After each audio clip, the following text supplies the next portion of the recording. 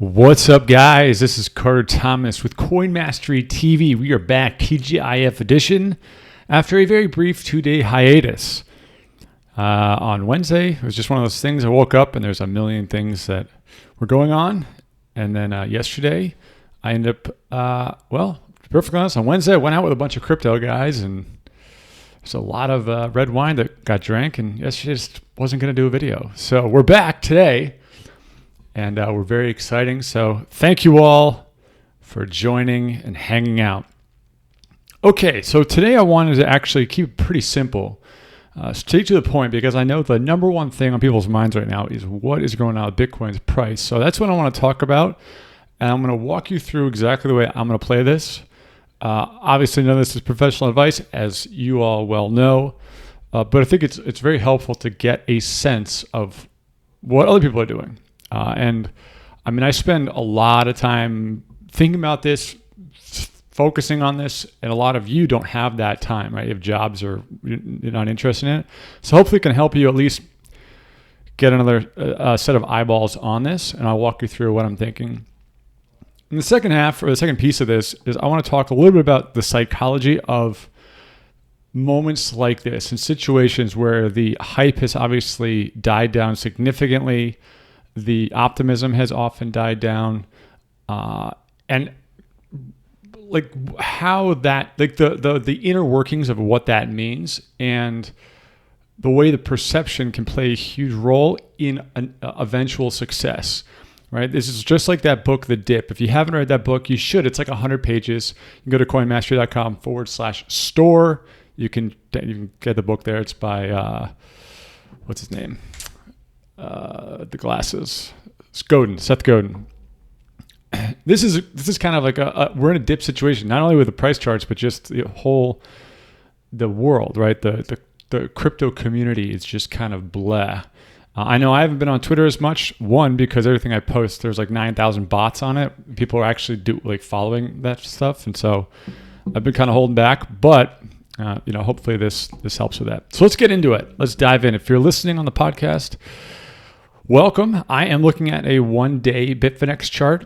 All these Bitcoin charts look the same for the most part. And I have a line drawn from our good bottom from February up to the early April bottom. And then we're drawing the same triangle up from the March peak to the early May peak. It's interesting to notice that all these, it's all kind of a month apart. It's like 30-day cycles. It's something to keep in mind. Meaning, like, we're getting into the beginning of the next month. Lo and behold, you're probably going to have a peak or a valley sometime in the near future. No shocker there. And so we're seeing this consolidation. And as you can see, excuse me, I just did this crazy boot camp workout. I'm like, whoa, man, those things are crazy. You can see that this is a wedge. And so typically what's going to happen is that it's going to come down. All signs point to that it will bounce off of this line, and then it'll come back up. It may hit this line again, and then it may come back down. And then if it comes back down, then we're really, we need some really serious gas to bring it back in the short term. I mean, eventually it'll come back. I don't think there's any doubt in my mind. It's just a matter of timing. And so what I'm doing is I'm looking at, let me just draw this right here. I'm looking right around this area. And if you could see back here in early April, there's this big cluster of resistance, so support and resistance, like a lot of volume. And if you draw a box right around there, this is going to become a support area. And one way you can do that is if you go to the volume profile, and you go to visible range. This is only on Premium Trading View, but you can see that there's a good amount of volume from previous sessions right around this area as well. This will also close out that big green bar that we've been eyeing for a long time. But we still have a the third highest volume level in the chart. And so what that means is that there's going to be a lot of support at this area. Now, trend lines, I guess it depends on who you who you ask about the trend lines, like how helpful they can be. I find them to be pretty good guides, but I think that the support and resistance zones is definitely the way to think about it. So what I'm thinking, or what I'm planning on, I should say, is that I think that this is going to come down. It's going to bounce around in this 68 to 7,100 area. I know that may seem like a large zone, but honestly, like the way you do it is you just layer your bids within that, and then you set your stop loss below this, assuming you're trading. If you're trying to just buy the dip, then that's kind of a different scenario for a long term. But it goes in here, and then hopefully we can collect a lot of this support, and it'll bounce off. At the very least, it'll take it to the back up to the top of this triangle. And I'm probably not going to be buying Bitcoin. If this does in fact bounce, I will probably enter with Bitcoin because of liquidity, right? It's easier to buy it itself. And then I will be looking at altcoins that I think will have an even better pop, right? It'll have more juice coming off of that bounce than Bitcoin would from a percentage basis, knowing that I'm going to scalp as much as I can off of that bounce to go back into Bitcoin, right? So what I will do is potentially take some fiat, turn it into Bitcoin on these layers. If it bounces, if it starts to show signs of bouncing, immediately start buying altcoins, which we'll talk about in a second. Ride those for, let's say, 20, 30%, scalp them out. And then if the rest of it hits the top, if Bitcoin gets to the top of this triangle, sell everything for Bitcoin. Potentially, we'll see what it looks like after that for fiat, and go from there. And if it doesn't work on this bounce, I would set a stop loss probably right below this cluster of support. So let's see, I can move my face out of here so we can see what that number is. Maybe right around like 6,300-ish, 6,350. So they don't get stopped out. Obviously, if you're using a lot of leverage, you're going to get crushed pretty hard on any sort of stop situations, which is why you might not want to use leverage in this sort of until it's a confirmed reversal. That's what I'm doing. I mean, that's how I'm going to play it. This won't be a huge trade for me, I don't think, because I don't know. I personally don't see this as the full panic mode, blood in the streets capitulation yet. I would love to see it come way, way down here, like between 3,000, 40,000, like that area. Then I would really pull out the big guns. But in the meantime, trade it out. So that's what I'm doing. That's what I'm planning on doing. And like I've been telling everyone, I'm just waiting. Like I'm truly just waiting. I can't remember who I was talking to. I don't think I was talking about this video, but I look back at all of my biggest wins in crypto. Actually just investing in general, and it all came down to like a handful of really good trades and decisions, and it all came down to just because of the timing was just super dialed. And it's easy to get eaten alive when things are moving. The trend is not super clear. We'll talk about that in a second, which is why I'm really waiting to see what happens in this box, and I'm willing to get out as soon as if I don't think it looks like it's going to bounce off of there. Now, the next question is, all right, Carter, well, what altcoins would you buy if you wanted to do it? And of course, this is all very subjective. Everyone's got their own favorites.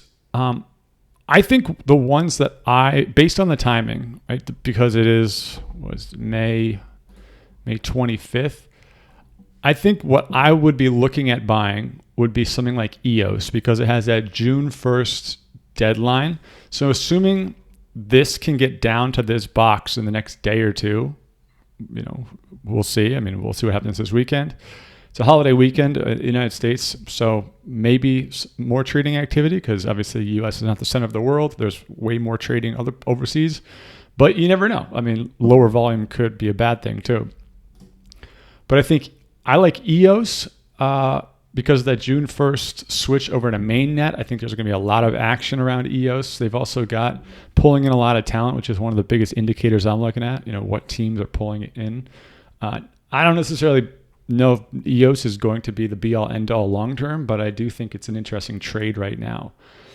I also like Zcash because I think that what Gemini listing them is there's a lot to that, and it's showing a lot of support or a lot of strength, I should say, while a lot of these other altcoins are getting pushed down. And so I think that there's going to be a lot of pent up demand for Zcash in the case of a bounce, right? This is all pending on a bounce actually happening. And then the third one, people are probably going to kill me for saying this, but I think Tron might actually be an interesting trade. They're trying to put out their mainnet. By no means am I like a Tron fan. This is purely because I think that it may be, it may bounce the best, right?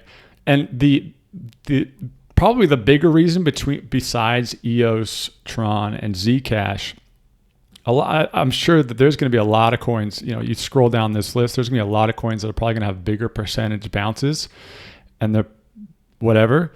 But beyond just the fundamentals that I just talked about, these three all have major liquidity. And in situations like this, in kind of high risk, high volatility, high intensity situations where you are trading and time sensitive and you need to be able to get in and out of positions, the worst thing is if you are trading something where you can't exit your trade. There's just not enough stuff on the order books to absorb your sell orders. And that's a position I've been in before. I don't want to do that again. And so that is probably the bigger reason why I would be willing to trade those three. Now, time will tell, but I figure I might as well just share it with you guys. And in case you're kind of wondering what you should do, that's the way I'm going to play it. All right. And I'll obviously keep you guys updated as it goes. So the last thing I want to talk about is certainty. And this is more about the psychology of where we are in the cycle. And I'll keep this relatively brief. But going back to that idea I talked about with looking back on when the biggest trades happened. We've talked about this briefly with this idea of divergences, right? When right now there's a lot of development and progress, innovation, but the price is stagnating and or dropping. And that's becoming a divergence, which in my opinion, bodes well long-term for another ramp at some point in the next 6 to 18 months, give or take. But when anything has really gone big as an investor and really just in life in general, like when you make very high conviction decisions, there is an underlying feeling of certainty. And I was trying to just figure out how you can describe this. And I think it just comes down to like intuition or your gut or something. And that's a tricky one because it's you got to be able to peel it back. Am I just drinking the Kool-Aid? Am I convincing myself of something that doesn't exist? And I think that's some people just have different intuitions around that. But when you have very, very high levels of certainty about something, oftentimes it turns into a self-fulfilling prophecy. Meaning, as this price goes down, there's a lot of people that are leaving the crypto space. There's a lot of people that are losing enthusiasm for good reason, right? It's hard to keep the hype going. But there's also a small population of people that is so certain that this Bitcoin or whatever their coin is going to come back at some point that they are going all out to make more money in other places or to get smarter or to become better investors or traders or whatever so that they can really capitalize on this because their certainty level is so high. And oftentimes in life, you find that people that are really successful, and success is not just about money. I mean, it could be about health or relationships, whatever. The successful people just have that level of certainty that this is what the future looks like. I know it is, and I can help. I can make it happen. I can create the destiny. And so I would leave everyone with that question: that if I tweeted about this a long time ago. If you knew Bitcoin was going to 100 grand in 2 years, how would your day change right now? Right? If you truly believe that it's going to do that, I mean, you're looking at something you could potentially go, let's say 15x, give or take, on an unlimited amount of money. Would you still be looking at your, the 5-minute charts? Would you still be freaking out about how, like, the details of your portfolio and the daily ups and downs? Or would you be spending your time and going on the weekends and like selling stuff on Craigslist and going to garage sales and setting up an Amazon store and consulting or babysitting or whatever it is that you can do for extra money to just get more of the thing that you are certain of? And I think that is the piece that so many people, like the king that's wearing no clothes, right? Like we're finding out how certain people really are, and that's kind of why markets are so great. It shows you, like, it's like the final frontier of giving value to something. And I know for myself, I am very certain of the price of Bitcoin is going to be very much higher than it is right now over time. And I'm doing a lot to prepare myself for situations when I can accumulate more or acquire more Bitcoin, knowing that, like, it's going to happen. I mean, I'm highly certain. I'm not certain about much else in crypto, but I am very certain about Bitcoin over the long term. And I would urge everybody to ask yourself, what do you have very, very, very high levels of certainty about? And if you don't have any high levels of certainty about anything, even beyond crypto, what would you need to get that certainty?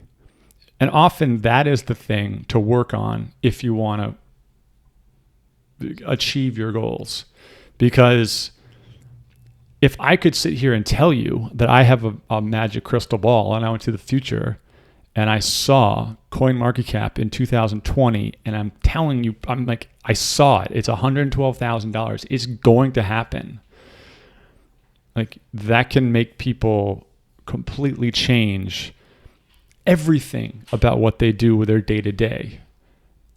And I guess what I'm saying is that you are in control, like, of the actions you would take. Like, you're still the same person. You just now believe in something that leads to more effort, that creates the energy required to go out and build something, which inevitably creates the thing that you're believing in the first place.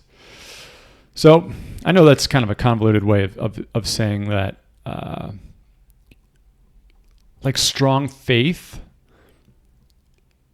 often just, it doesn't enter finance very much, but having certainty, having strong beliefs will allow you to do things that you ordinarily could never do. It will free you from the analysis that inevitably ends people and, like, bleeds them dry and makes them overtrade and do all that bad stuff.